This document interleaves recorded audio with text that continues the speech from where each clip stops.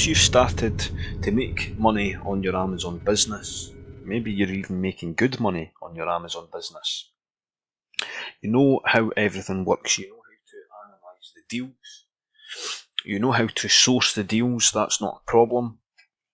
You're starting to find good deals, your profits are up, and you're excited about the future of your Amazon business and where you can actually take this.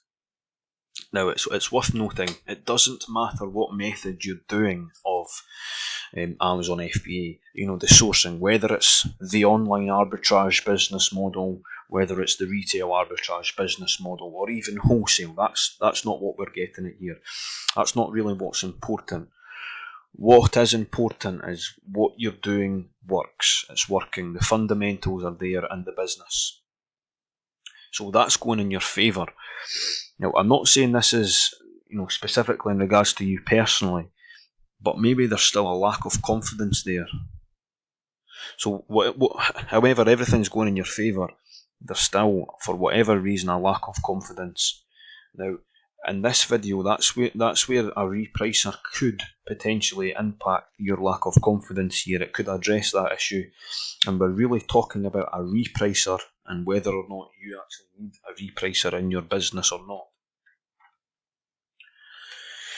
Now, I'll be giving my first-hand experience of a repricer. I've been using one for the last 30 days, well, it's really just over a month now. I've been using one called PROFITPROTECTORPRO. Now, in the last 30 days, PROFITPROTECTORPRO Boost, this is the additional profit that this repricer has generated by selling above the buy box.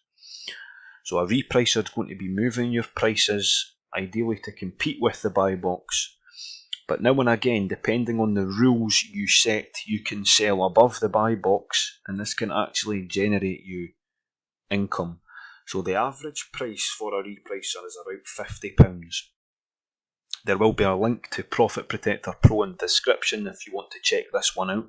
There are a lot of them, as I says, the average is about £50, and this has made me £499, just say £500.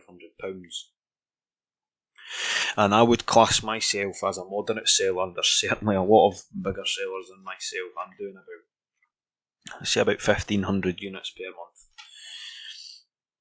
Now, really, I think the first question that I asked myself before actually going into this figure here, by the way, is all time, £524 in all time. This is just the last 30 days. That's £500 purely in the last 30 days, just as extra, just as profit there. Well, you take away 50, so it's about £450 profit. But anyway, what I was saying there, when I was thinking about getting a repricer, the first thing you have to ask yourself, you know, is there going to be much risk involved? And I think if you're running a good operation, if you're running a good business, you probably know that £50 is not a lot. You need some softwares, you need some systems to actually get your business up and running and outsource some of the work. And what do I mean by that? I think if you're at the point in your Amazon business where day to day you're having to reprice your items manually just to compete with the buy box and to actually generate the sales. Now, you've got to understand that as much as you might think that's making you money, this is actually taking away valuable time from doing things that's actually going to generate more income. So at the time, yeah, repricing your stuff and seeing that sale on the board, you think you're doing something effective doing that, but you're actually taking away from valuable time from actually sourcing, you know, like building a team, sourcing more deals. So you're actually taking away valuable time, and you can actually just outsource this for £50 to be generating more income. So obviously the profit being £450. But another big point to this, and a point where I actually think this is more valuable, even if I wasn't making this profit on the screen here, I think I would actually still use a repricer. Actually, I'm certain I would still use a repricer for the pure fact that cash flow. So that just keeps everything ticking over. That just keeps the money coming in. When I'm buying a deal to my house, I'm sending it to Amazon. You know, this is just keeping it ticking, keeping the money coming back in as everything's selling, everything's working well. So as I said, even without the profitability, I would still be using a repricer. For the pure fact is you're outsourcing it, you're not having to spend valuable time keeping on changing. It's quite mundane as well, having to keep on changing the prices. Very mundane. What I will say here, just to go through the sort of interface of this one specifically, this is Profit Protector Pro. There are a lot of other ones here. Just trying to see if, no, I don't think there's a picture of another one here, but let's just go through sort of the software itself. So what you'd be doing, you'd be putting in a minimum price here. So this is just alerting the repricer, okay, I'm willing to sell this product for about £15. The maximum is about £30. So what I'd do here, I'd definitely be using this figure here to go above the buy box price, obviously to give yourself a little bit of leeway to allow some profits to actually occur and allow that profit to accrue over time. The minimum here, put it to something you're still profitable at and you're comfortable selling the product at. You can click save there, and a big one here is actually going to be the strategies that you use. So we'll just go through, I think there's actually a page here.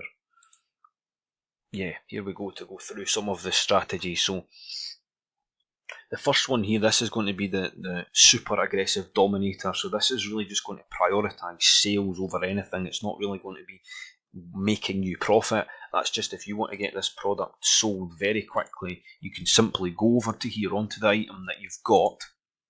You can click on super aggressive dominator, and that's really going to come down to the minimum here. It'll still go a little bit lower than the buy box. So the buy box is about £22, so it'll just undercut the buy box to ensure that you're winning the buy box, but you're not going straight down to the lowest one here. But if they match your price, you will continue to rapidly come down to this price here. So make sure you're setting this at a price that you're actually comfortable with.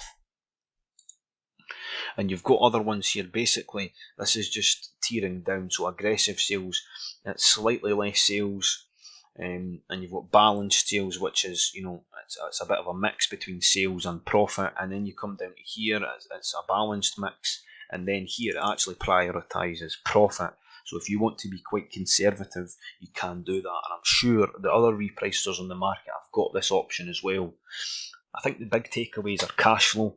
To keep that money coming in, you don't want your money to be sitting in dead stock, not actually doing anything. You want that to be coming in, and you can just recycle that back through the system, back into profitable deals. The other one is obviously going to be you can actually make money on these, so it's not just an expense, you're actually profiting at the end of the day. So at the end of the day, the risk attached is pretty minimum. What I will say, if you're sitting repricing all day manually and you've got more than 20 products, that can be exhausting. So I would say, as a general rule of thumb, if you've got more than 20 SKUs, 30 SKUs, I'd be looking at getting a repricer, guys.